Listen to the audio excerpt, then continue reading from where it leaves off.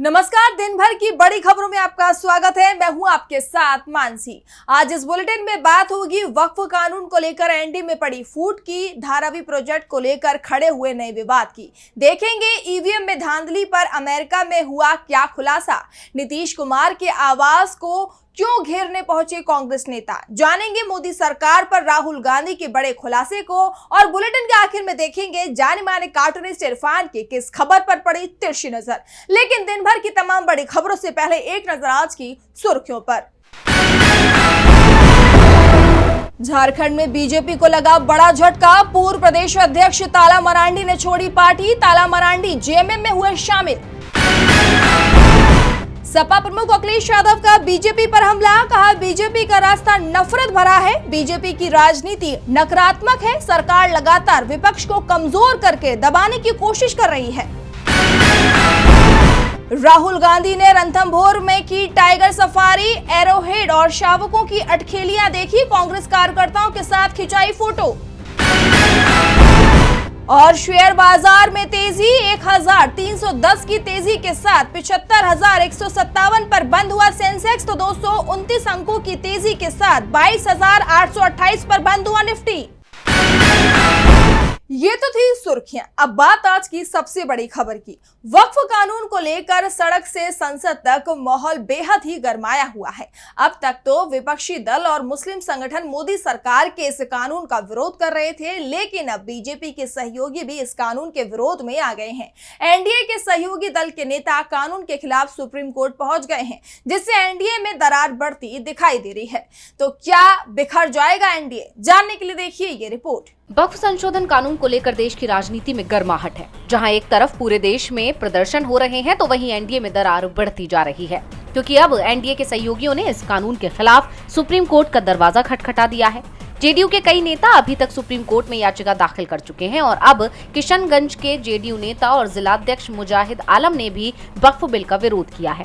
उन्होंने supreme court में bill के खिलाफ याचिका दायर की है। मुजाहिद आलम 2023 में किशनगंज से जेडीयू के लोकसभा प्रत्याशी थे। सिर्फ यही नहीं, मणिपुर में बीजेपी की सहयोगी पार्टी नेशनल पीपल्स पार्टी के विधायक शेख नरुल हसन ने भी सुप्रीम कोर्ट में याचिका दाखिल की है। इसके अलावा all India Muslim personal law board ने नए वक्फ कानून के विरोध में 11 अप्रैल से देशव्यापी वक्फ बचाओ अभियान की शुरुआत कर दी है। बोर्ड का दावा है कि ये अभियान पूरी तरह शांतिपूर्ण और लोकतांत्रिक होगा। All India Muslim personal law board ने इसे वक्फ बचाओ संविधान बचाओ अभियान का नाम दिया है, क्योंकि उनका मानना है कि ये विधेयक वक्फ संपत्तियों की स्वायत्तता को नुकसान पहुंचाएगा और ये इस्लामी मूल्यों, शरीयत, धार्मिक स्वतंत्रता और भारतीय संविधान के खिलाफ है। अभियान का पहला चरण 11 अप्रैल से 7 जुलाई 2025 तक 87 दिनों तक चलेगा। इस दौरान 1 करोड़ हस्ताक्षर एकत्र कर प्रधानमंत्री नरेंद्र मोदी को सौंपे जाएंगे। बोर्ड का कहना है कि ये अभियान वक्फ संपत्तियों की रक्षा और संवैधानिक अधिकारों की सुरक्षा के लिए है। अब देखना होगा कि all India Muslim personal law board अपने इस अभियान में कितना सफल होता है। अब मुस्लिम संगठनों के आंदोलन ने तो मोदी सरकार की टेंशन बढ़ाई दी है, वहीं सहयोगियों ने भी परेशान कर दिया है। वक्फ कानून को लेकर विवाद थमता नहीं दिख रहा है, तो मुंबई की धारावी परियोजना को लेकर भी चल रहा विवाद लगातार सुर्खियों में बना हुआ है। एशिया के सबसे बड़ा स्लम धारावी को आधुनिक बनाने के नाम पर सरकार ने 50,000 से 1 लाख लोगों को मुंबई के सबसे बड़े कचरा डंप डेओनार्ड लैंडफिल पर बसाने का फैसला किया। ये कदम न सिर्फ पर्यावरण नियमों को ताक पर रखकर लिया गया, बल्कि लाखों लोगों की सेहत और जिंदगी को भी दांव पर लगाता है। तो आखिर क्या है पूरी खबर, जानने के लिए देखिए ये रिपोर्ट। मुंबई की धारावी स्लम को आधुनिक बनाने की बात कहकर महाराष्ट्र सरकार और अडानी ग्रुप एक ऐसा फैसला ले रहे हैं जो न सिर्फ पर्यावरण नियमों की धज्जियां उड़ा रहे हैं, बल्कि लाखों लोगों की जिंदगी को संकट में डाल सकता है। पिछले साल अक्टूबर में विधानसभा चुनावों की घोषणा से पहले सरकार ने धारावी पुनर्विकास परियोजना के तहत 50,000 से 1 लाख लोगों को डेओनार्ड लैंडफिल, मुंबई के सबसे बड़े कचरा डंप पर बसाने का प्रस्ताव किया। ये प्रोजेक्ट अडानी ग्रुप की अगुवाई में चल रहा है, जिसमें सरकार उसका साथ दे रही है। इंडियन एक्सप्रेस ने अपनी रिपोर्ट में खुलासा किया कि ये फैसला केंद्रीय प्रदूषण नियंत्रण बोर्ड यानी कि सीपीसीबी के नियमों को ठेंगा दिखाती है। सीपीसीबी के 2021 के नियम कहते हैं कि कचरा डंप पर घर या स्कूल नहीं बनाए जा सकते हैं और आसपास 100 मीटर तक कोई निर्माण नहीं होना चाहिए। लेकिन देओनार तो सक्रिय कचरा डंप है, जहां से हर घंटे 6202 किलो मीथेन गैस निकलती है और स्वास्थ्य के लिए हानिकारक पानी यानी कि लीचेट जमीन व पानी को दूषित करता है। 2024 की सीपीसीबी रिपोर्ट ने इसे देश के 22 सबसे खतरनाक मीथेन हॉटस्पॉट्स में शामिल किया। फिर भी सरकार और अडानी ग्रुप इस जमीन पर लोगों को बसाने की जिद क्यों कर रही है? धारावी के 600 एकड़ में से 296 एकड़ पर ये प्रोजेक्ट चल रहा है, जिसे Navbharat mega developers private limited देख रहा है। इसमें अडानी की 80% और सरकार की 20% हिस्सेदारी है, जबकि 1.5 लाख पात्र लोगों को धारावी में मुफ्त घर देने की बात कही गई है। 50,000 से 1 लाख अपात्र लोगों को देओनार में किराए के घरों में शिफ्ट करने की योजना है। बता दें कि सितंबर 2024 में बीएमसी ने देओनार की 124 एकड़ जमीन, जहां 80 लाख टन कचरा पड़ा है, इस प्रोजेक्ट के लिए दे दी। आखिर सरकार और अडानी ग्रुप को गरीबों की जिंदगी से खिलवाड़ करने की इजाजत कैसे मिल रही है? इस फैसले से कई सवाल उठ रहे हैं। सरकार के इस फैसले पर अब सवाल खड़े हो रहे हैं, तो सवाल एक बार फिर ईवीएम को लेकर खड़े हुए हैं। दरअसल अमेरिका की राष्ट्रीय खुफिया निदेशक तुलसी गबार्ड ने इलेक्ट्रॉनिक वोटिंग मशीनों को असुरक्षित बताया है। यही नहीं, उन्होंने राष्ट्रपति डोनाल्ड ट्रंप की कैबिनेट बैठक में ईवीएम की खामियों के सबूत भी पेश कर देश भर में चुनाव के लिए पेपर बैलेट की मांग की है। देखिए ये रिपोर्ट। अमेरिका की राष्ट्रीय खुफिया निदेशक तुलसी गबार्ड ने इलेक्ट्रॉनिक वोटिंग मशीनों यानी कि ईवीएम को हैकिंग के लिए असुरक्षित बताते हुए देश भर में पेपर बैलेट लागू करने की मांग की है। राष्ट्रपति डोनाल्ड ट्रंप की मौजूदगी में एक कैबिनेट बैठक में गबार्ड ने वोटिंग मशीनों की सुरक्षा खामियों के सबूत भी पेश किए। उन्होंने कहा, लंबे समय से हमारे पास सबूत हैं कि इलेक्ट्रॉनिक वोटिंग सिस्टम हैकर्स के लिए असुरक्षित है और वोटों के परिणामों में हेरफेर के लिए इस्तेमाल हो सकते हैं। पेपर बैलेट से मतदाताओं को चुनावी प्रक्रिया पर भरोसा बढ़ेगा। ये बयान सोशल मीडिया पर वायरल हो गया है, जिससे अमेरिका में चुनावी सुरक्षा पर बहस तेज हो गई है।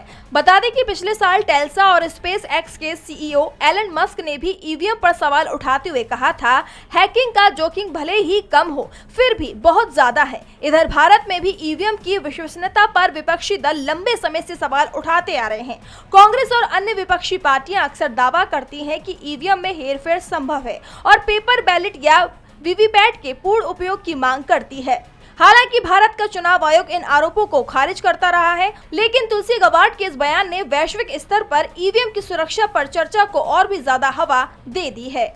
ईवीएम को लेकर सवाल अमेरिका से लेकर भारत तक किए जा रहे हैं, तो सवाल चुनावी वादों पर भी उठ रहे हैं, खास तौर पर रोजगार को लेकर। बिहार में कांग्रेस ने रोजगार के मुद्दे पर बड़ा प्रदर्शन किया। बिहार चुनाव से पहले राज्य में पलायन रोको नौकरी दो यात्रा निकाली गई। यात्रा के अंतिम दिन पटना में सीएम आवास की तरफ कूच किया गया और क्या कुछ हुआ आज आइए देखते हैं इस रिपोर्ट में। बिहार में कांग्रेस की पलायन रोको नौकरी दो यात्रा का अंतिम दिन रहा। इस दौरान कांग्रेस कार्यकर्ताओं ने बिहार के सीएम आवास का घेराव करने की कोशिश की। राज्य में कांग्रेस ने प्रदर्शन किया। सचिन पायलट और कन्हैया कुमार के नेतृत्व में सीएम आवास तक मार्च निकाला गया, लेकिन प्रदर्शन में शामिल होने आए राजस्थान के पूर्व डिप्टी सीएम सचिन पायलट चंद कदम चलकर वापस लौट गए। पुलिस की तरफ से कांग्रेस कार्यकर्ताओं को रोकने के लिए बैरिकेडिंग की गई, लेकिन कार्यकर्ता नहीं माने और सीएम आवास की तरफ बढ़ते रहे। जवाब में पुलिस ने कार्यकर्ताओं को रोकने के लिए वाटर कैनन का इस्तेमाल किया। लाठी भी चलाई गई।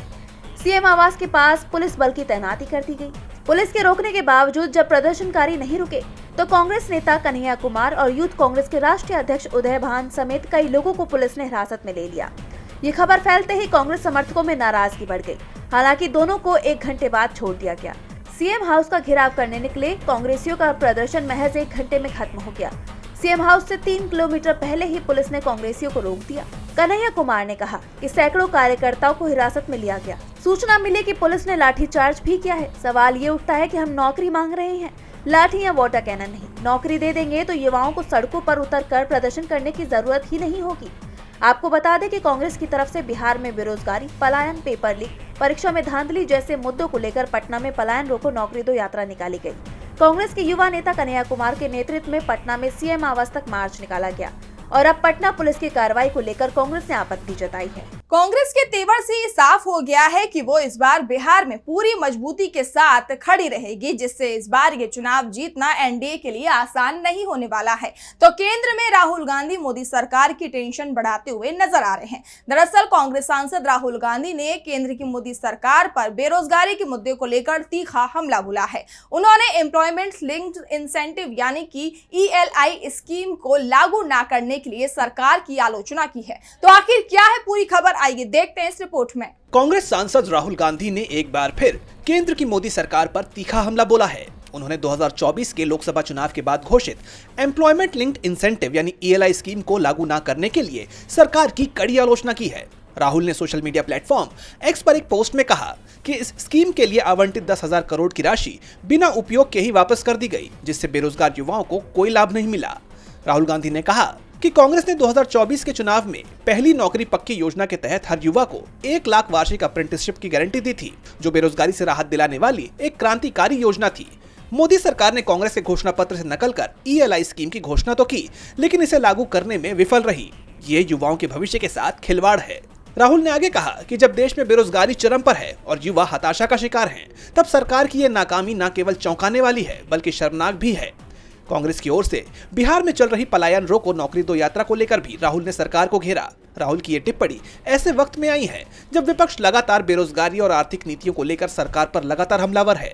अब राहुल के इन आरोपों पर केंद्र की ओर से कोई सफाई सामने आती है या नहीं, ये देखना होगा। राहुल गांधी ने आरोप लगाया कि मोदी सरकार युवाओं को ठग रही है, उनकी उपेक्षा कर रही है, तो आरोप केंद्र सरकार पर भी लग रहे हैं। दरअसल कोलकाता हाईकोर्ट ने पश्चिम बंगाल में मनरेगा फंड रोकने पर केंद्र से सख्त सवाल किए हैं। कोर्ट ने पूछा कि 4 जिलों में फंड दुरुपयोग हुआ, लेकिन बाकी जिलों में काम क्यों बंद है। कोर्ट ने केंद्र और राज्य से जवाब मांगा है कि 3 साल से बेरोजगार लोगों को भत्ता क्यों नहीं दिया गया। तो आखिर क्या है पूरा मामला, जानने के लिए देखिए ये रिपोर्ट। पश्चिम बंगाल में मनरेगा के फंड रोकने के मामले में कोलकाता हाईकोर्ट ने केंद्र सरकार के खिलाफ कड़ा रुख अपनाया है। चीफ जस्टिस TS शिवागनानम और जस्टिस चैताली चटर्जी की खंडपीठ ने केंद्र से सवाल किया कि जिन 4 जिलों में फंड के दुरुपयोग का मामला सामने आया, उनको छोड़कर बाकी जिलों में मनरेगा का फंड क्यों रोका गया। कोर्ट ने साफ किया कि धारा 27(2) के तहत जांच के दौरान फंड रोका जा सकता है, लेकिन स्थायी रोक लगाना उचित नहीं है। केंद्र और राज्य सरकार की जिम्मेदारी है कि समस्या का समाधान कर फंड बहाल किया जाए। कोर्ट ने यह भी पूछा कि जिन लोगों को 3 साल से रोजगार नहीं मिला, उन्हें बेरोजगारी भत्ता क्यों नहीं दिया गया। इस मामले में केंद्र और राज्य सरकार को 15 मई तक जवाब दाखिल करने का निर्देश दिया गया है।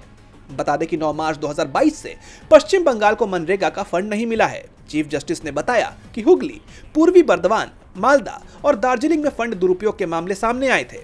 इन जिलों में 5.37 करोड़ रुपए के दुरुपयोग में से 2.37 करोड़ की वसूली हो चुकी है।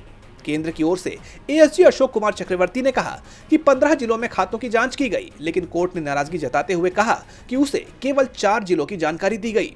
कोर्ट ने सवाल उठाया कि बाकी जिलों में स्कीम को क्यों नहीं बहाल किया गया।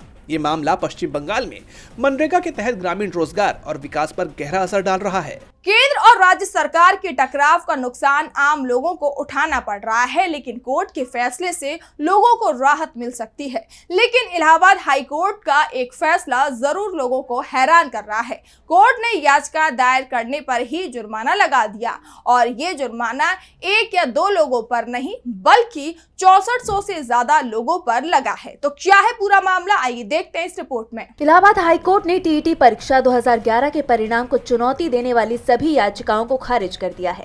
लेकिन सबसे बड़ी बात तो ये कि कोर्ट ने सिर्फ याचिका खारिज ही नहीं की है, बल्कि याचिका दायर करने वाले 6402 लोगों पर जुर्माना भी लगा दिया है।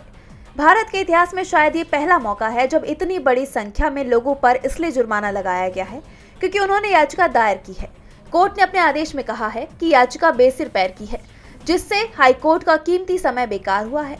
कोर्ट ने सभी याचिकाकर्ताओं पर 100 रुपए का जुर्माना लगाया है, यानी 6,40,200 रुपए जुर्माना लगाया गया है। जस्टिस सौरभ श्याम शमशेरी की एकल पीठ ने इस मामले में सुनवाई करते हुए कहा कि सुप्रीम कोर्ट इस मामले में पहले ही फैसला दे चुका है, इसलिए इस पर दोबारा विचार नहीं किया जा सकता। जबकि हाई कोर्ट में याचिकाकर्ताओं ने दलील दी थी कि TET 2011 परीक्षा में प्राप्त अंकों को नियुक्तियों के लिए मेरिट को आधार बनाया जाए। इसके अलावा उन्होंने TET परीक्षा की OMR शीट्स के पुनर्मूल्यांकन की भी मांग की थी।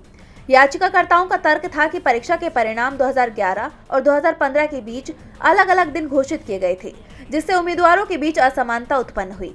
दूसरी तरफ सरकार की तरफ से दलील दी गई थी। टीईटी परीक्षा केवल पात्रता परीक्षा है, न कि मेरिट का निर्धारण करने वाला कोई चयन मानक। इस मामले में हाईकोर्ट ने साफ कर दिया है कि अब इस पर विचार नहीं किया जाएगा।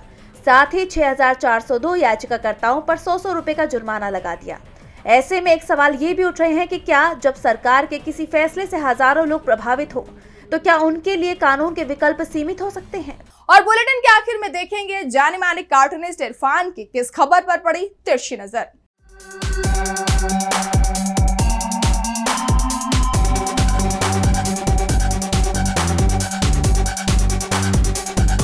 जिन्होंने कभी भगवान को उनका घर दिलाया था, आज वही अपने घर की तलाश में घूम रहे हैं। इस पे मैं तो कुछ ज़्यादा टिप्पणी नहीं करूँगा, लेकिन सिर्फ यही कहा जा सकता है, ये वक्त वक्त की बात है और पद की बात भी है।